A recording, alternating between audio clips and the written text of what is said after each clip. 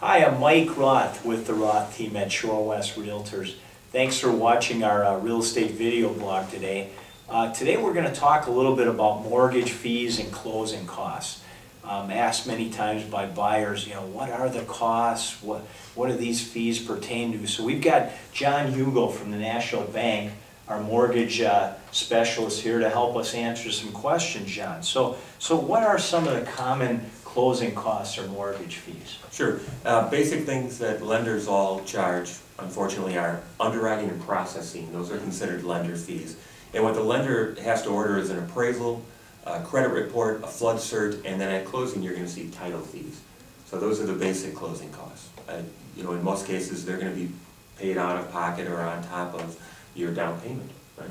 A flood cert? Are you meaning certification? Correct. Making sure Yep. the property doesn't have a flood in the backyard? Correct. Or they're going to actually look at a federal flood map, right? A FEMA map to determine whether it's in a flood zone or not. Okay, good. So could these fees vary from lender to lender, John? Absolutely. I try and tell people, try not to pay origination or discount points, which is a percentage of your loan amount. Underwriting and processing fees can vary by lender. Most appraisals run $325, $350. Credit reports are pretty basic as well. But ways to get around that, I think we touched on this before. Sometimes the seller can pick up part of those fees. Sometimes those fees can also be included in the interest rate. Whereas if the rate is 3.75 today, with paying all the fees, or maybe 3.875 and paying less closing costs. Oh, yeah, you bring up an interesting point, because a lot of times we get buyers that have the down payment, John, but they don't have the closing costs. They say, well, I got to wait.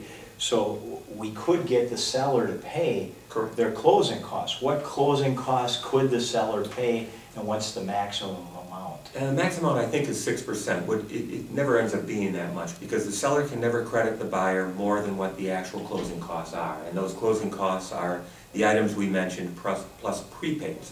Prepaids would be your lender's going to collect future taxes and insurance to pay those going forward. So those usually amount to $3,000 to $4,000 tops.